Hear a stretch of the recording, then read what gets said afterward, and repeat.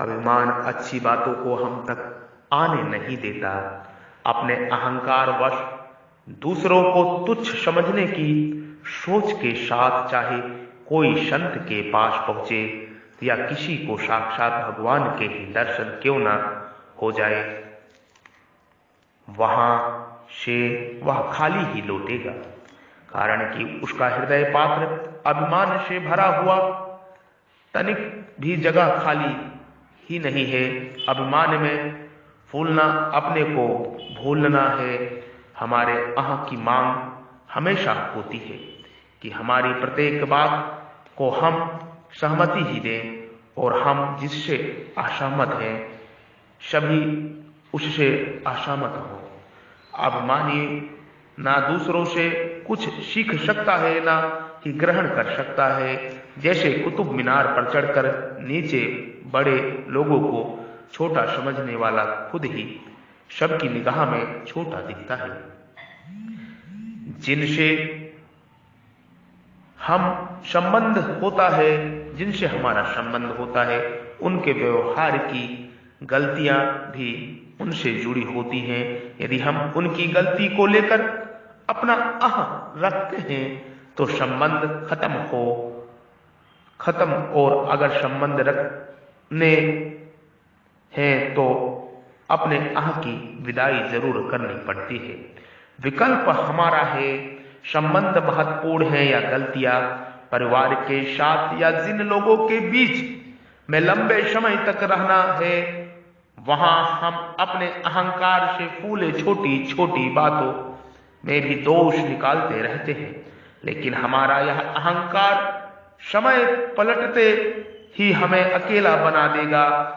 हमारे विचारों का भंडार हमारा मस्तिष्क शरीर का सबसे उत्तम अंग है। हमारी संस्कृति में गुरुजन के समकक्ष मस्तक झुकाकर वंदना करने का निर्देश है, यानी कि मैं अपने सबसे उत्तम अंग मस्तक को आपको अर्पित कर अपना अहंकार अर्पण कर रहा हूं। मस्तक झुकाने के बाद भी हम अपनी भावनाओं का अर्पण नहीं कर रहे हैं तो यह केवल एक यांत्रिक क्रिया ही होगी। हाथ जोड़े पर मन नहीं जुड़ा तो उन हाथों के जोड़ने का कोई मूल्य नहीं है। हाथ तो एक सेवक भी अपने मालिक के आगे जोड़ता है, लेकिन उसमें अंतर की श्रद्धा का होना निश्चित नहीं है। स्वामी विवेकानंद का कथन है, अहंकार इंसान की सारी खूबियां खा जाता है। अगर अपने जीवन में पूरी तरह से सफल होना चाहते हैं तो सबसे पहले अपने अंदर के अभिमान को नष्ट कर डालो।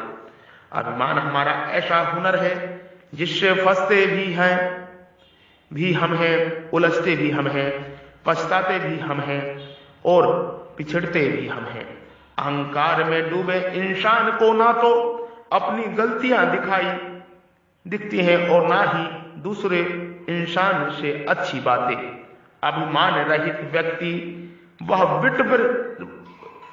वटवृक्ष है जिस पर क्षमा, दया, सत्य, प्रेम आदि सभी सद्गुण के जगमगाते हुए हीरे रूपी पक्षी बसेरा करते हैं। अहंकार मिटाने का एक ही सरल उपाय है, स्वयं से कम साधन वाले मनुष्य के प्रति आदर सम्मान का भाव हृदय में धारण करना। गीता में श्री कृष्ण अर्जुन से कहते हैं, हे पार्थ, दंभ, अभिमान, क्रोध, कठोरता और अज्ञान ये सब आसुरी संपदा को लेकर उत्पन्न हुए पुरुष के लक्षण हैं। हम चाहे कितने भी वाहनों से सफर करें, लेकिन घर के अंदर अपने पैरों से ही आए तो मरीज ही कहलाते हैं। पैरों से ना आए तो मरीज ही कहलाते हैं। अगर घर के अंदर अपने पैरों से ना आए तो मरीज ही कहलाते हैं। हम चाहे जितने वाहनों में सफर करें, साधन चाहे कोई भी हो, हमारी अपनी साधना से ही हम अपने भीतर में जाते हैं। लेकिन जब तक हमें अपने कुछ होने का अहंकार है, तब तक कोई भी साधना सार्थक नहीं हो सकती। हमारा कल्याण तभी हो सकता है जब हमारा अहंकार निम्न और संस्कार ऊंचे हों। हमारा अहंकार निम्न हो और संस्कार हमारे ऊंचे हों।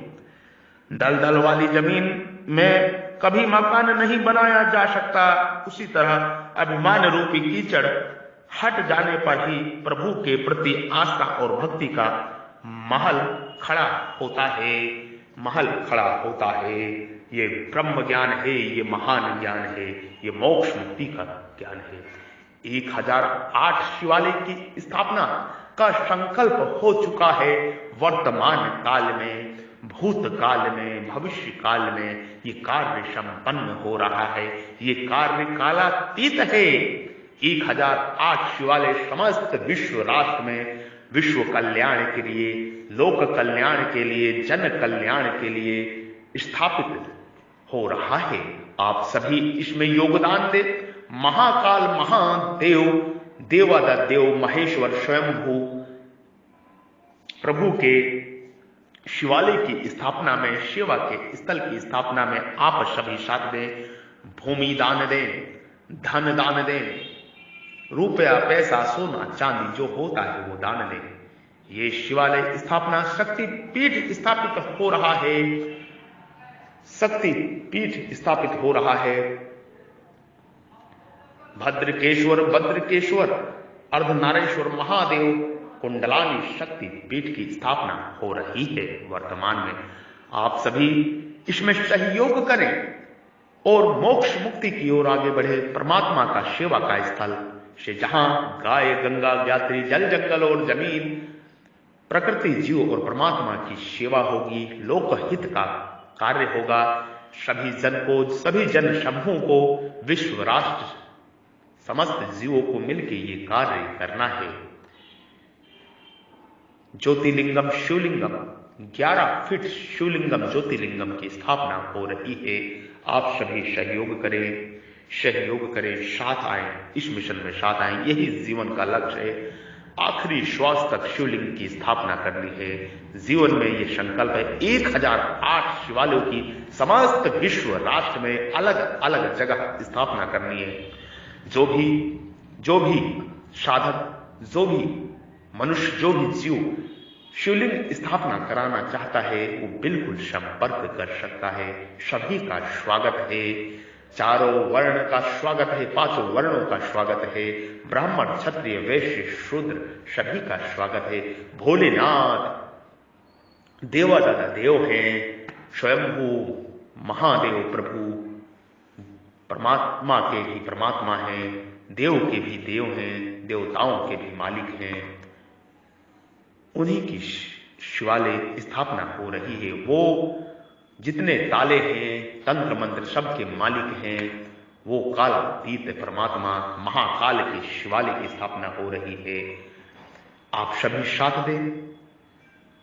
ये प्रभु इच्छा है, ये भगवान सदाशिव परम शिव की इच्छा है। मैं ब्रह्मर्षि महर्षि बद्री विशाली योगी श्री आप सभी के हृदय रूपी मंदिर में विराजमान परब्रह्म परमेश्वर महाकाल शिव स्वरूप ज्योतिर्लिंग को प्रणाम करता हूं। कृपा मेरा प्रणाम, नमस्कार स्वीकार करें, स्वीकार करें, स्वीकार करें, स्वीकार करें, स्वीकार करें, स्वीकार करें। मैं महर्षि ब्रह्मर्षि बद्री विशाली योगी श्री, कृपा मेरा प्रणाम, नमस्कार आप सभी स्वीकार करें। सीताराम, जय जय श्री राम। राम काज कीने बिन मोहि कहाँ विश्राम, राम काज कीने बिन मोहि कहाँ विश्राम, राम काज कीने बिन मोहि कहाँ विश्राम।